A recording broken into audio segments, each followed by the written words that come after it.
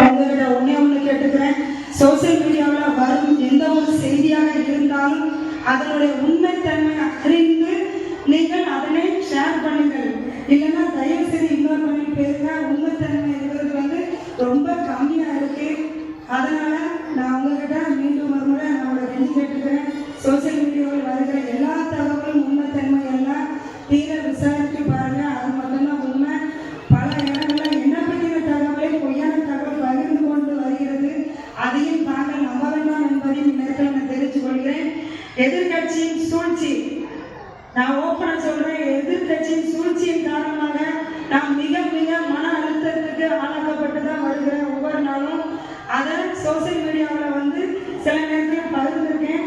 அதை மாற்று கருத்தா பொய்யான தகவலும் பரப்பி கொண்டு வருகிறார்கள். அதையும் உங்ககிட்ட என் குடும்பத்திட்ட சொல்ற மாதிரியும் நான் சொல்லிக்கிறேன். தயவு செய்து எதையும் நீங்க தீர விசாரிச்சு ஒரு முடிவு எடுக்க வேண்டும். நான் சொல்றேன் கூட நீங்க நம்ப வேண்டாம்.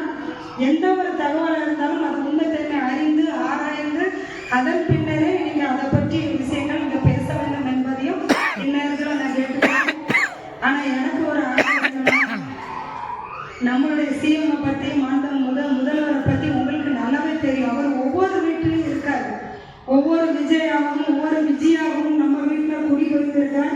நம்முடைய மாண்பு முதல்வர்கள் அவர் மீது சுமட்டாத குற்றச்சாட்டா எவ்வளவோ அவதூறு, எவ்வளவோ பொய்யான பழி, எவ்வளவோ பொய் பிராணி புத்தகத்தை எவ்வளவோ குற்றச்சாட்டுகள் நம்மளுடைய முதல்வர்கள் மீது வைக்கப்பட்டு வருகிறது. இதற்கு முன்பும் வைக்கப்பட்டது.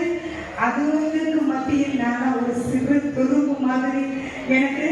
அதனால எங்களுக்கு இதெல்லாம் ஒரு விஷயமே இல்லை.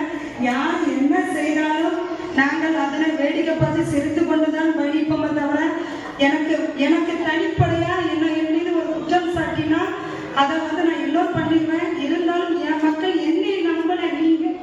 நீங்க வருத்தப்பட்டு விடக்கூடாது என்பதற்காக மட்டுமே இந்த நேரத்தில் நான் இதை உங்க முன்னாடி சொல்றேன். ஏன்னா உங்ககிட்ட ஒவ்வொருத்தையும் தனித்தனியா நான் இதை பேச முடியாது இல்லையா? அதனால இந்த நேரத்தில் இந்த வாய்ப்பை பயன்படுத்தி இந்த உண்மையை உங்க முன்னாடி சொல்லிக்கொண்டு மீண்டும் ஒரு முறை நன்றி தெரிவித்துக் கொள்கிறேன். மிக்க மிக்க நன்றி. தகவல் பகிர்ந்து கொள்கிறேன்.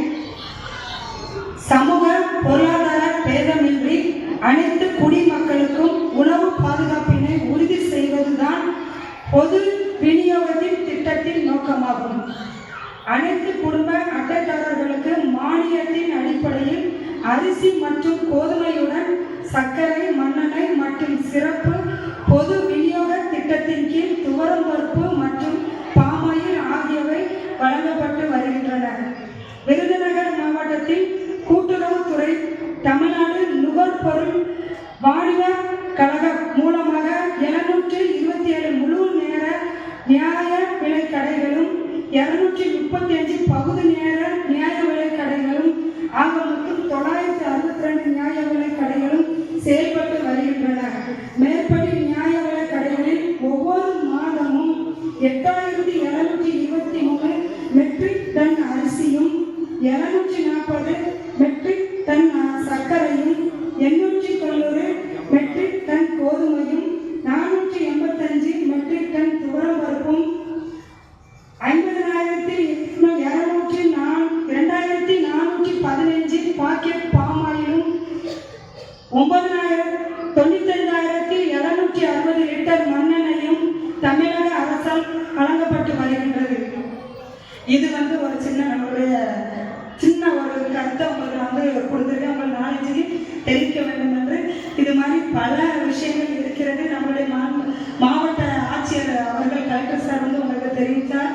இது மாதிரி உங்களுடைய குறைகள் ஒவ்வொன்றையும் நீங்கள் கலெக்டர் சார்கிட்ட தெரிஞ்சுக்கலாம், என்கிட்ட தெரிஞ்சுக்கலாம். அவங்களுக்கு உடனே தீர்த்து கொடுக்கறதுக்கு நாங்கள் கடமைப்பட்டிருக்கோம். அதுக்காக பணியாற்ற நாங்கள் 24 மணி நேரமும் ரெடியாக இருக்கிறோம் என்பதையும் இந்த இடத்தில் தெரிவித்துக் கொண்டு உங்களிடம் விடைபெறுகிறேன்.